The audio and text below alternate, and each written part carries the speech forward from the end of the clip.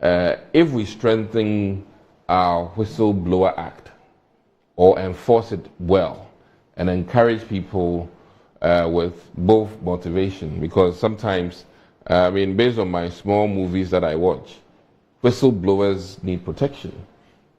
Witness protection is not very strong and solid in this country, whether they like it or not. This is across governance. For all you know, quote me anywhere, some idiot will go and leak your identity. And that makes it very difficult for people with high repute to be emboldened to come out and say that, hey, this, that, and that. And I think that as a nation, if we truly want to be responsible citizens and adhere to reporting misconducts or things that are fraudulent, then we need to do more, not just by talk.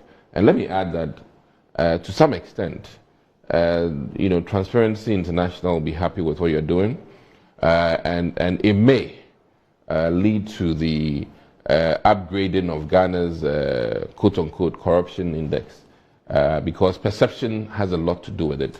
But coming from my experience with Buzz Brandon, my experience with Airbus, Okujato Ablakwa may have an Airbus moment. And what I mean by that is that, admittedly, our own special prosecutor has stated categorically that after further deliberation and assessment, the former president, now president-elect, is exonerated from the Airbus, conundrum or shenanigans. And the reason why I'm saying that Oral would have an Airbus moment, very likely, is the fact that a lot of things that we thought in opposition were a huge mess. When we got into it, the nuances and using appropriate state organizations to check and balance on these things, we realized that, some of the variations were maybe a bit exorbitant, but rightful. And I need to, as you embark on this journey, I admit that if not ghost hunting, fine.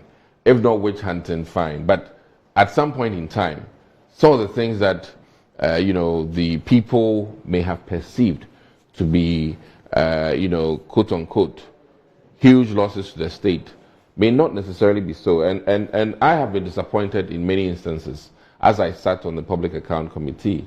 Things that we thought, this education director has wasted money, only to find out that one of our own people has left the country under the pretext of going for a PhD.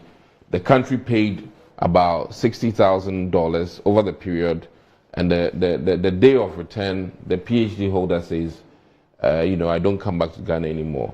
And that these stories are not peculiar to NDC or MPP.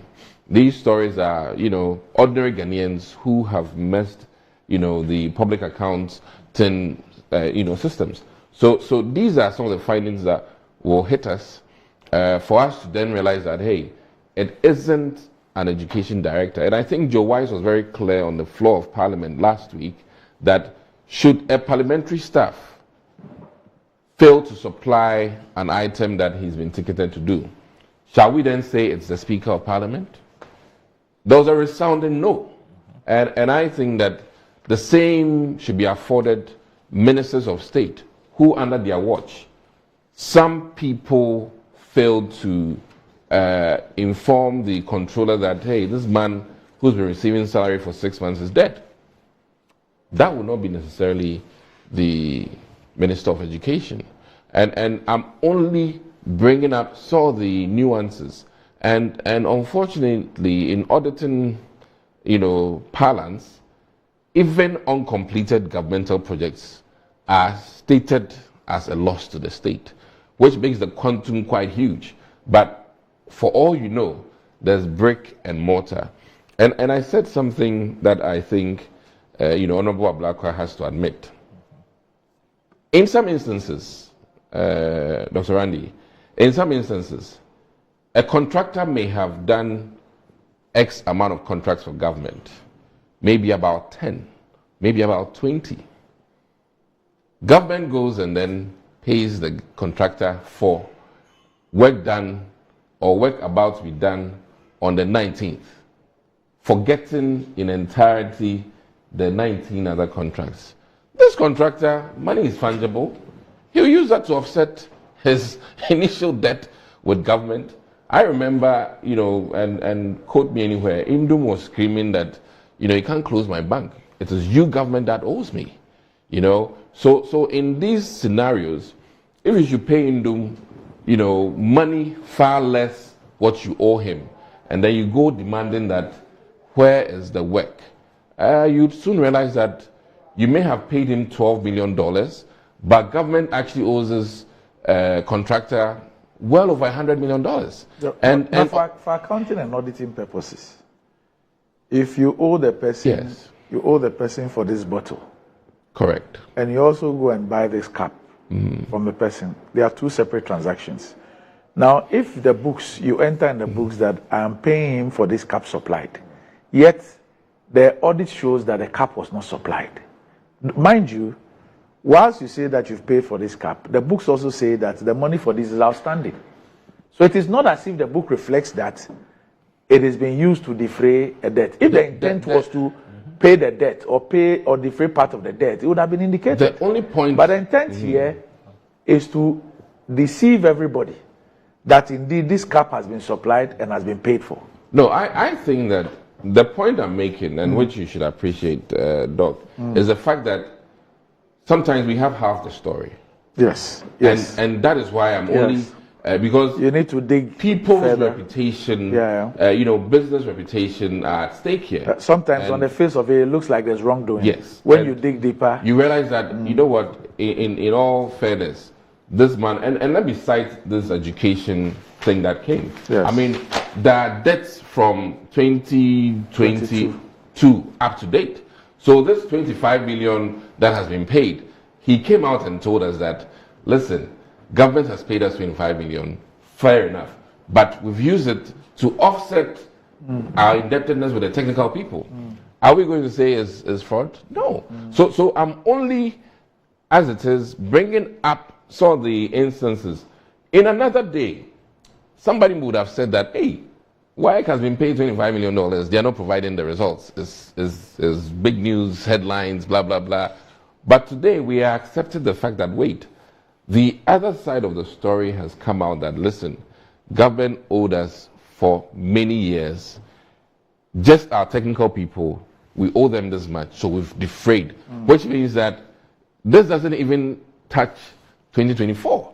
So my only plea is that people have very serious business reputation or political reputation, and I think that as you do this ferreting or further digging, just be mindful.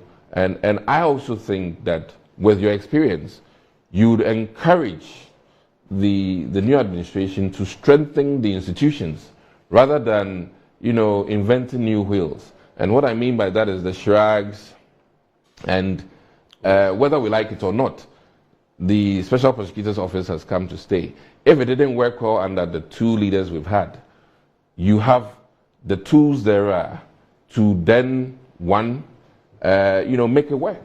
And you may have to also set some thresholds because, listen, 700 plus, issues to you, some may not meet the threshold of work that you need to attend to. And I think that we need to be truthful to Ghanaians. And I think that even moving forward, it's better there's less media engagement on Oral's part, because if you truly mean to do well, in some jurisdictions, you don't necessarily put your evidence in the media domain. So these are some of the few things that I think, in all fairness, all Ghanaians really want to know how their state monies are used.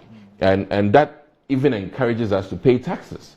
And I think that there are some instances that you certainly may have to have public hearings for all of us to see in plain sight what is happening. And that is why, as you are aware, Public Account Committee, our work is televised for everybody to see what the board of directors are saying, everybody to see what the CEO is saying, and everybody, in some instances, we've unfortunately made fun of people who got double salary and chopped it. And these were civil servants or teachers who were clueless as to how they got paid double. There are even instances where they were put on the wrong grade. So, instead of getting maybe 1,800, this guy starts getting 5,000 a month. He did, ignorance of the law, though not, an excuse. But he chopped it for about 6 months before a trigger was made, and then he realized that, he's on the wrong pay grade. So these things happen, and there are instances where people are transferred, and though they've been transferred and are working for government, their salaries have not been moved from controller as in one region to another. I remember one instance of a car with the Ministry of Roads.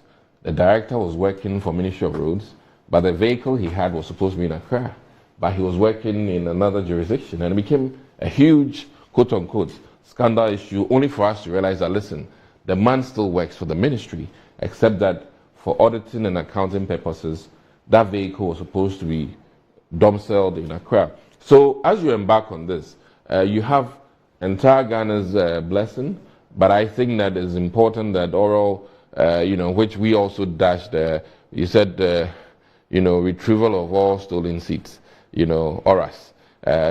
We dubbed it from your oral. But I think that moving forward, it's important that you do it in a very statement-like way. And my interest is that you protect whistleblowers. Absolutely. Very important, very important. And also maybe educate the public on some of the things that are worth bringing, because sometimes people have erroneous perception. And I've had to educate some people that, listen, parliamentarians and government workers sometimes have private enterprise. And if you see him flying out, it's not necessarily only government money, and I think that is another perception that, Ghanaians need to look at, because supposing Despite was a government appointee and he buys his new Tesla, I mean, everybody will go saying, hey, despite is using state funds, but invariably it is not the case.